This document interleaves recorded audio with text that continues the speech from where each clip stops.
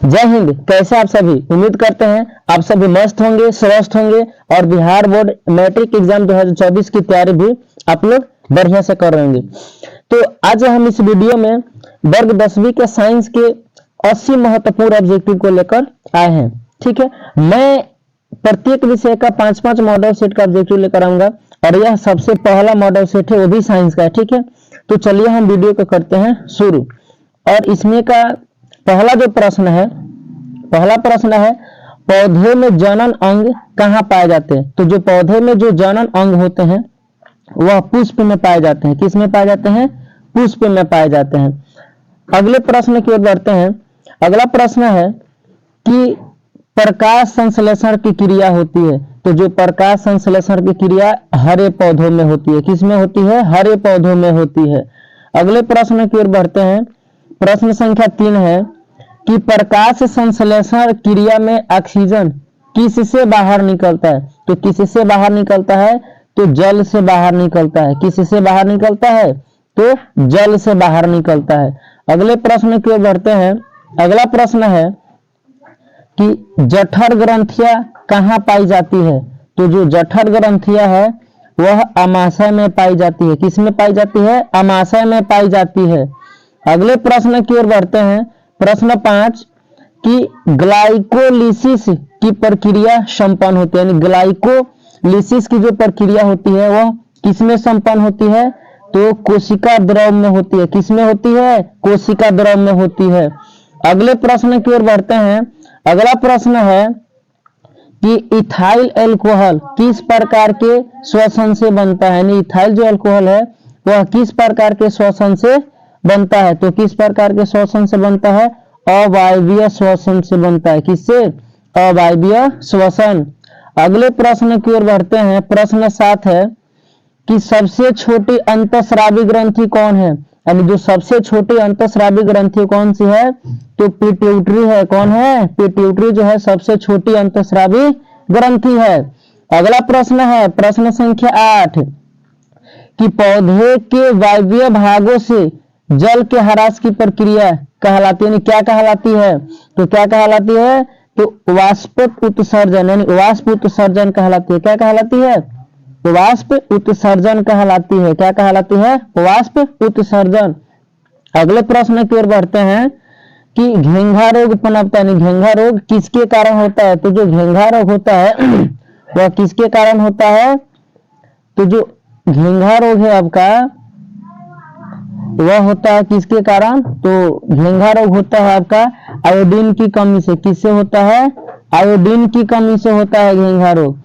अगले प्रश्न की ओर बढ़ते हैं। प्रश्न संख्या 10 क्या कह रहा है कि रक्त में हल्के पीले रंग के चिपचिपे द्रव्य को कहते हैं। जो रक्त में हल्के जो पीले रंग के जो चिपचिपा पदार्थ होता है उसको क्या कहते हैं? तो उसको कहते हैं प्लाज्मा। क्या कहते हैं? उसको प्लाज्मा कहते हैं। अगले प्रश्न की ओर बढ़ते हैं। अगला प्रश्न है कि रक्तचाप मापने के उपकरण को कहते हैं। यानी जो रक्तचाप होता है उसके मापने वाले उपकरण को क्या कहते हैं? तो उसको क्या कहते हैं? स्फिग्मोमैनोमीटर कहते हैं। ठीक है। अगला प्रश्न है कि वाष्प उत्सर्जन क्रिया पाई जाती है। यानी वाष्प उत्सर्जन की जो क्रिया है वह कहाँ पाई जाती है? तो वह पौधों में पाई जाती है। किस में पाई जाती है? पौधों में पाई जाती है। अगले प्रश्न की ओर बढ़ते हैं। प्रश्न संख्या 13 है कि निम्नलिखित में किसमें खुला परिसंचरण तंत्र पाया जाता है? यानी किसमें जो है खुला परिसंचरण तंत्र पाया जाता है? तो तिलचट्टा में पाया जाता है। किसमें? तिलचट्टा में पाया जाता है। अगला प्रश्न है 14 नंबर कि रक्त क्या है? रक्त क्या है? तो रक्त एक उत्तक है। रक्त क्या है? रक्त उत्तक है। अगले प्रश्न की ओर बढ़ते हैं। प्रश्न संख्या 15 कि मूत्र का पीला रंग किस वर्णक के कारण होता है? तो किस वर्णक के कारण होता है? तो वह यूरोक्रोम के कारण होता है। किसके कारण होता है? यूरोक्रोम के कारण होता है। किसके कारण? यूरोक्रोम। अगला प्रश्न है कि निम्नलिखित में से कौन एक उभयलिंगी जंतु है? यानी इसमें से कौन उभयलिंगी जंतु है? तो जो केंचुआ है वह क्या है? उभयलिंगी जंतु है। ठीक है। अगले प्रश्न है प्रश्न 17, यूरिया रक्त में कहां से प्रवेश करती है, यानी जो यूरिया है वो रक्त में कहां से प्रवेश करती है, तो यकृत से करती है। कहां से? यकृत से। अगला प्रश्न है, अगले प्रश्न क्या है कि जैव आवर्धन प्रदर्शित करने वाला रसायन, यानी जो जैव आवर्धन प्रदर्शित करने वाला रसायन क्या है, तो वह है डीडीटी। क्या है? डीडीटी।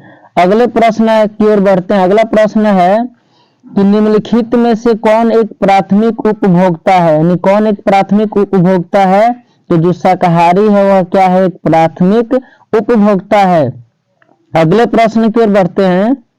अगला प्रश्न है प्रश्न संख्या 20, निम्नलिखित में कौन एक भूमिगत जल का उदाहरण है, यानी भूमिगत जल का उदाहरण कौन है, तो जो कुआं है वह किसका उदाहरण है? भूमिगत जल का उदाहरण है। अगले प्रश्न की ओर बढ़ते हैं कि प्राकृतिक चुनाव द्वारा जीवों का विकास कहलाता है, यानी जो प्राकृतिक चुनाव द्वारा जो जीवों का विकास वो क्या कहलाता है, वह कहलाता है डार्विनवाद कहलाता है। क्या कहलाता है? डार्विनवाद कहलाता है। अगले प्रश्न की ओर बढ़ते हैं। अगला प्रश्न है हरे पौधे कहलाते हैं, तो हरे पौधे क्या कहलाते हैं, तो जो हरे पौधे होते हैं वह उत्पादक कहलाते हैं। क्या कहलाते हैं? उत्पादक कहलाते हैं। अगला प्रश्न है, अगला प्रश्न है अंडोत्सर्ग का कारण है। अंडोत्सर्ग का कारण क्या है, तो अंडोत्सर्ग कारण LH है। क्या है? LH है। अगले प्रश्न की ओर बढ़ते हैं। प्रश्न संख्या 24 कि लैंगरहैंस की दीपिकाएं कहाँ पाई जाती है, तो कहाँ पाई जाती है लैंगरहैंस की दीपिकाएं, तो वह अग्नाशय में पाई जाती है। कहाँ पाई जाती है? अग्नाशय में पाई जाती है। अगले प्रश्न की ओर बढ़ते हैं। प्रश्न संख्या 25 कि थायरॉक्सिन हार्मोन के संश्लेषण में निम्नलिखित में से किसका होना आवश्यक है, तो किसका होना आवश्यक है? आयोडीन का होना आवश्यक है। किसका होना आवश्यक है? आयोडीन का होना आवश्यक है। अगले प्रश्न की ओर बढ़ते हैं। प्रश्न संख्या 26 निश्चल कणिकाएं पाई जाती है, तो जो निश्चल कणिकाएं कहाँ पाई जाती है? न्यूरॉन में पाई जाती है। कहाँ पाई जाती है? न्यूरॉन में पाई जाती है। अगला प्रश्न है कि मानव मस्तिष्क का वजन कितना होता है, यानी मानव मस्तिष्क का जो वजन होता है वह कितना होता है, तो वह होता है 1.2 केजी से लेकर 1.4 केजी तक जो मानव मस्तिष्क का वजन होता है। ठीक है। अगला प्रश्न है कि निकट दृष्टि दोष अथवा दूर दृष्टि दोष के निवारण हेतु प्रयुक्त लेंस द्वारा बना प्रतिबिंब होता है, तो क्या होता है वह बना प्रतिबिंब, तो यह जो होता है वास्तविक उल्टा होता है। क्या होता है? वास्तविक उल्टा होता है। अगले प्रश्न की ओर बढ़ते हैं कि साइड मिरर के रूप में निम्नलिखित में से कौन प्रयुक्त होता है, यानी साइड मिरर के रूप में किस दर्पण का उपयोग करते हैं, तो किस दर्पण का उपयोग करते हैं? उत्तल दर्पण का उपयोग करते हैं। किस दर्पण का? उत्तल दर्पण का। अगले प्रश्न की ओर बढ़ते हैं। अगला प्रश्न है कि अवतल लेंस द्वारा प्राप्त प्रतिबिंब होता है, जो अवतल लेंस द्वारा जो प्रतिबिंब प्राप्त होता है क्या क्या होता है? आभासी, सीधा या छोटा, तो इनमें से सभी हो जाएगा। आभासी भी होता है, सीधा भी होता है और छोटा भी होता है। अगले प्रश्न की ओर बढ़ते हैं। अगला प्रश्न है कि ऊर्जा का एसआई मात्रक, ऊर्जा का एसआई मात्रक क्या होता है, तो जो ऊर्जा का एसआई मात्रक होता है वह जूल होता है। क्या होता है? जूल होता है। अगला प्रश्न है प्रश्न संख्या 32 कि आकाश का नीला रंग होना किस परिघटना का परिणाम है, यानी जो आकाश का रंग जो नीला होता है वह किसके कारण होता है, तो प्रकीर्णन के कारण होता है। किसके कारण? प्रकाश के प्रकीर्णन के कारण होता है। अगला प्रश्न है कि मानव नेत्र के लिए स्पष्ट दृष्टि की न्यूनतम दूरी होता है, तो मानव नेत्र की स्पष्ट दृष्टि का न्यूनतम दूरी कितना होता है, तो वह होता है आपका 25 सेंटीमीटर। कितना होता है? 25 सेंटीमीटर होता है। अगला प्रश्न है कि किसी उत्तल लेंस का फोकसांतर 50 सेंटीमीटर है तो उसकी क्षमता होगी, तो उसकी क्षमता क्या होगी? उसकी क्षमता प्लस में 2d, यानी प्लस में 2d यानी क्या 2 डायप्टर होगा। कितना होगा 2 डायप्टर होगा। अगले प्रश्न की ओर बढ़ते हैं कि एक प्रिज्म कितने सतहों से घिरा होता है, यानी जो एक प्रिज्म होता है वो कितने सतहों से घिरा होता है, तो प्रिज्म 5 सतहों से घिरा होता है। प्रिज्म में कितने सतह होते हैं 5 सतह होते हैं। ठीक है, अगले प्रश्न की ओर बढ़ते हैं कि अभिनेत्र लेंस की फोकस दूरी में परिवर्तित किया जाता है। क्या परिवर्तित करता है, अभिनेत्र लेंस की जो फोकस दूरी होता है वो क्या परिवर्तित करता है, तो वह जो होता है वो क्या परिवर्तित करता है, किसके द्वारा, तो पक्षमाभि पेशिया द्वारा। किसके द्वारा, पक्षमाभि पेशिया द्वारा। अगला प्रश्न है कि प्रकाश के परावर्तन के कितने नियम होते हैं, तो प्रकाश के परावर्तन के 2 नियम होते हैं। कितने नियम होते हैं, 2 नियम होते हैं। प्रकाश के परावर्तन के 2 नियम होते हैं। अगला प्रश्न है कि फोटोग्राफिक कैमरा का अभिदृश्यक होता है, तो फोटोग्राफिक कैमरा का अभिदृश्यक क्या होता है, उत्तल लेंस होता है। क्या होता है, उत्तल लेंस होता है। ठीक है, उत्तल लेंस होता है। अगला प्रश्न है कि यदि एक किरण अवतल दर्पण पर लंबवत आपतित हो तो परावर्तन के बाद किस बिंदु से गुजरेगी, तो किस बिंदु से गुजरेगी वह, तो फोकस से गुजरेगी। किससे गुजरेगी वह, फोकस से गुजरेगी। अगला प्रश्न है प्रश्न संख्या 40 कि यदि एक प्रिज्म से एक वर्णीय किरण गुजरे तो इसका नहीं होगा, यानी इसका क्या नहीं होगा, तो इसका जो होगा वह वर्ण विक्षेपण नहीं होगा। क्या नहीं होगा, वर्ण विक्षेपण नहीं होगा। अगला प्रश्न है कि पवन विद्युत जनित्र में कुंडली को घुमाने का काम मूलतः करते हैं, कौन करती है, जो पवन विद्युत जनित्र होता है कुंडली को घुमाने का काम कौन करती है, तो वह जो गतिशील हवा करती है। कौन करती है, गतिशील हवा। ठीक है, अगला प्रश्न है कि कांच की अवतल लेंस की वायु में शक्ति होती है।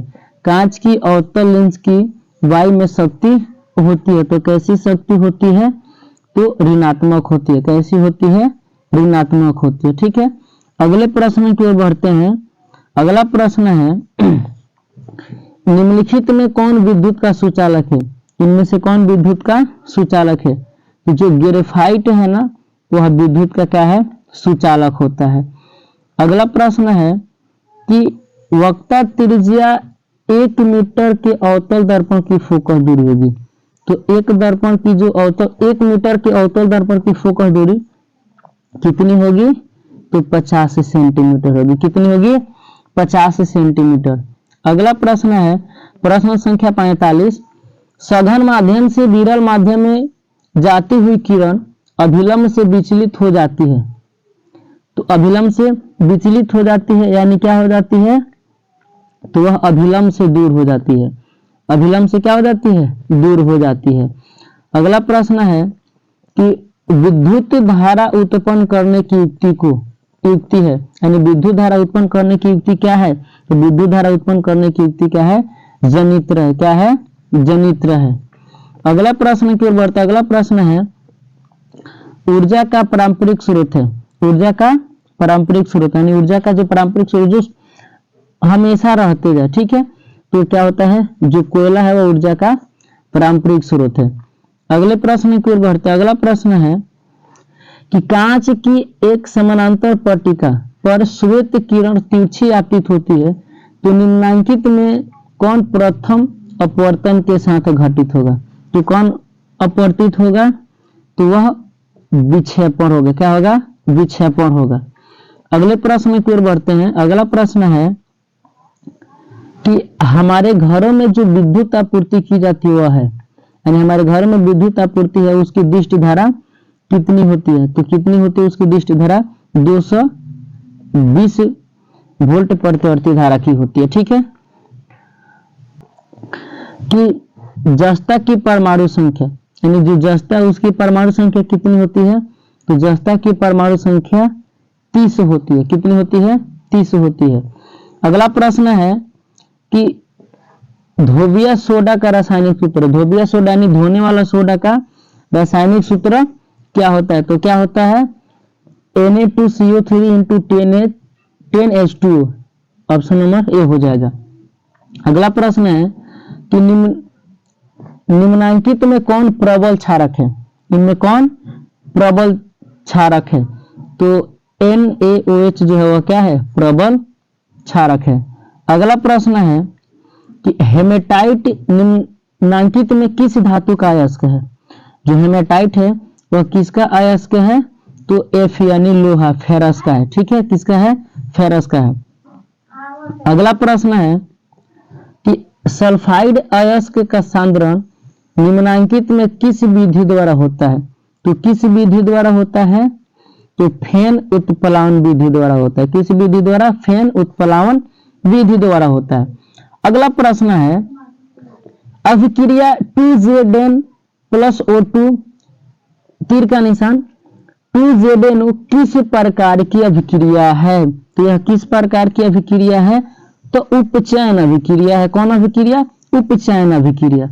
अगला प्रश्न है ग्लूकोज का रासायनिक आणविक सूत्र, ग्लूकोज का आणविक सूत्र क्या है, तो ग्लूकोज का जो आणविक सूत्र होता है वो क्या होता है, C6H12O6 होता है। क्या होता है, C6H12O6 होता है। ठीक है, अगला प्रश्न है कि अम्ल का जलीय विलयन, अम्ल का जलीय विलयन विद्युत का संचालन करता है, क्योंकि अम्ल जल में क्या होता है, जो अम्ल जो होता है वह जल में क्या होता है, तो वह आयनित होता है।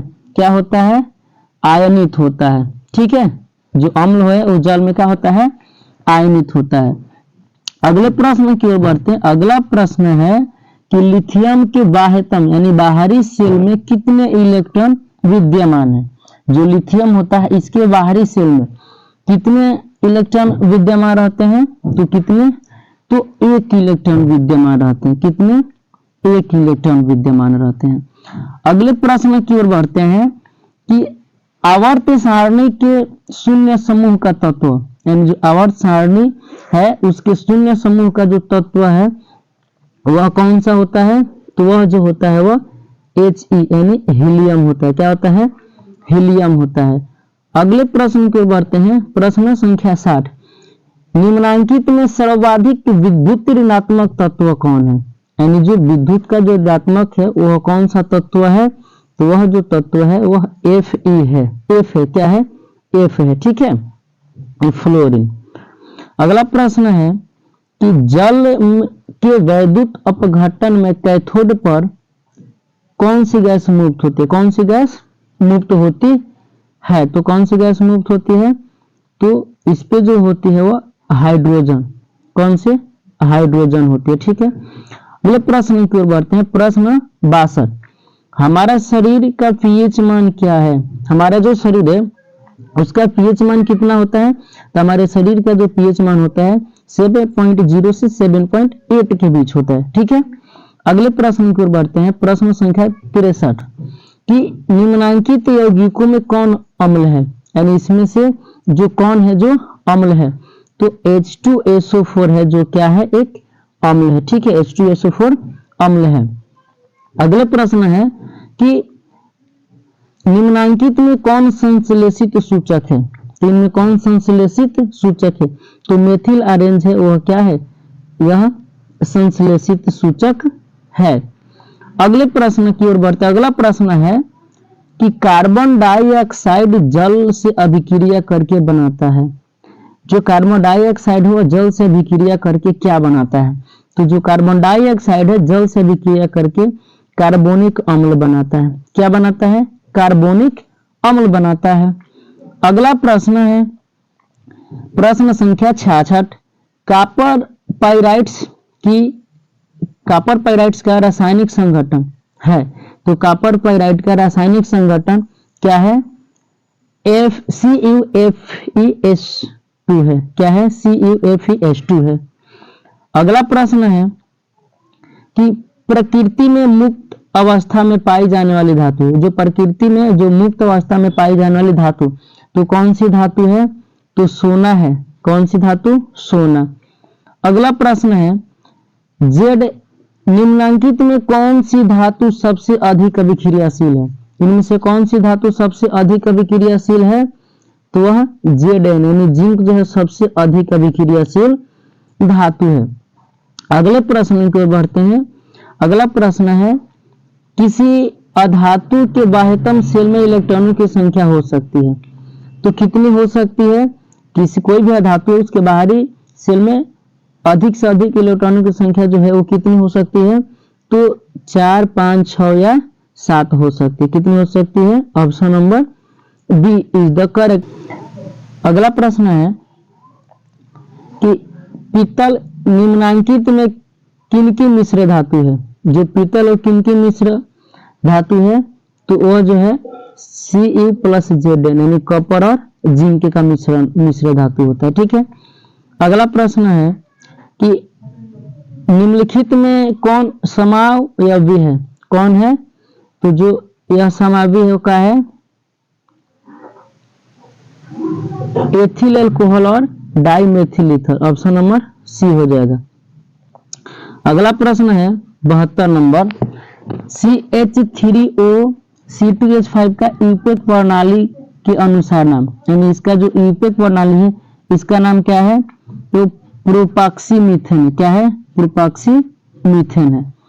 अगला प्रश्न है कि लोहे की अभिक्रिया भाप से कराने पर लोहे का कौन सा ऑक्साइड बनता है? तो लोहे का कौन सा ऑक्साइड बनता है? Fe3O4 बनता है। क्या बनता है? Fe3O4 बनता है। अगला प्रश्न है कि एक तत्व की परमाणु संख्या 16 है, आवर्त सारणी में इस तत्व की वर्ग संख्या क्या है? तो इस तत्व की वर्ग संख्या क्या है? तो 16 हो जाएगा। क्या हो जाएगा? 16 हो जाएगा। ठीक है। अगले प्रश्न की ओर बढ़ते हैं। अगला प्रश्न है, निम्नलिखित में कौन सी धातु तनु सल्फ्यूरिक अम्ल के साथ अभिक्रिया नहीं करती है? तो कौन सी जो धातु है वो तनु सल्फ्यूरिक अम्ल के साथ अभिक्रिया नहीं करती है? तो Cu है जो नहीं करते हैं, कॉपर। अगला प्रश्न है, एक मिश्र धातु में 90% Cu और 10% टिन है, इस मिश्र धातु का नाम क्या है? तो इस मिश्र धातु का जो नाम है ब्रोंज है। क्या है? ब्रोंज है। अगले प्रश्न की ओर बढ़ते हैं। अगला प्रश्न है, जिंक सोडियम हाइड्रोक्साइड के साथ प्रतिक्रिया कर बनाता है। जो जिंक है सोडियम हाइड्रोक्साइड के साथ प्रतिक्रिया करके क्या बनाता है? तो H2 गैस बनाता है। क्या बनाता है? H2 गैस बनाता है। अगले प्रश्न की ओर बढ़ता है। अगला प्रश्न है, निम्नलिखित में कौन सी धातु वायु में उच्च ताप पर गर्म किए जाने पर भी ऑक्सीजन से संयोग नहीं करती है? तो कौन सी है जो नहीं करती है? तो वह Ag है। कौन है? Ag यानी सोना है जो नहीं करती है। ठीक है। अगले प्रश्न की ओर बढ़ते हैं कि अयस्क में उपस्थित अपद्रव्य कहलाते हैं। जो अयस्क में उपस्थित अपद्रव्य होते हैं क्या कहलाते हैं? तो गैंग कहलाते हैं। क्या कहलाते हैं? गैंग कहलाते हैं। अगला प्रश्न है और इस मॉडल सेट का आखिरी प्रश्न है कि निम्नलिखित में किस गुण के कारण धातुओं के तार बनाए जाते हैं? यानी किसके गुण के कारण धातुओं के तार बनाए जाते हैं?